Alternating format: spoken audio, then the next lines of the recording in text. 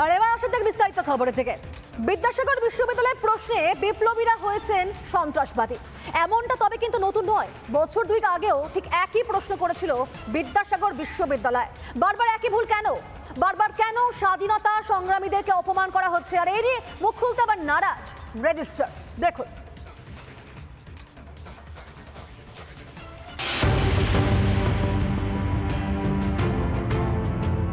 দেশের স্বাধীনতার জন্য প্রাণ দিয়েছেন সেই বিপ্লবীরাই হয়ে গিয়েছেন সন্ত্রাসবাদী। সৌজন্যে মেদিনীপুরের বিদ্যাসাগর বিশ্ববিদ্যালয়ের ইতিহাস বিভাগ স্নাতকোত্তরের পরীক্ষার প্রশ্নে বিপ্লবীদের বলা হয়েছে সন্ত্রাসবাদী।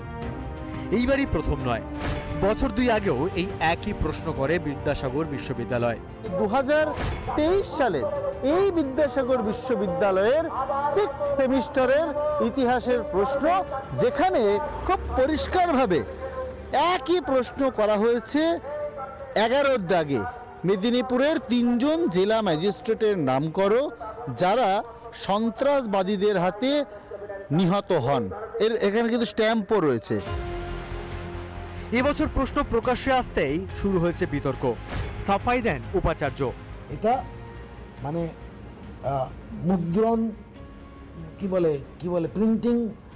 প্রিন্টিং বা টাইপোগ্রাফিক্যাল মিস্টেক, ইনক্লুডিং মিস্টেক হলেও সে মিস্টেকটা ধরার মতো আমার মেকানিজম থাকা উচিত, তাই না? কেউ না কোনো ব্যক্তির অসাবধানতার জন্য এটা ইংরেজির সঙ্গে বাংলার পার্থক্যটা হয়েছে। কোথাও কোনো ভুল হয়নি, এটা করা হয়েছে, এটা পরিকল্পিতভাবে করা হয়েছে। বাংলার বিপ্লবীদের সন্ত্রাসী আখ্যা দেওয়া হয়েছে।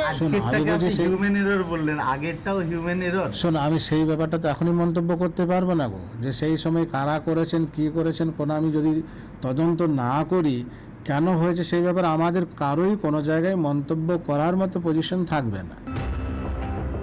বারবার ভুল, বারংবার বাংলার বীর বিপ্লবীদের অপমান, এটা কি পরিকল্পিত? এভাবে বিপ্লবীদের সন্ত্রাসবাদী দাগিয়ে দিয়ে কি আদতে কোনো চক্রান্ত হচ্ছে? এই প্রশ্নটাই কিন্তু এখন লাখ টাকার প্রশ্ন। বিদ্যাসাগর বিশ্ববিদ্যালয় থেকে ক্যামেরা পার্সন মৃন্ময়ের সঙ্গে সুদীপ্ত, রিপাবলিক বাংলা।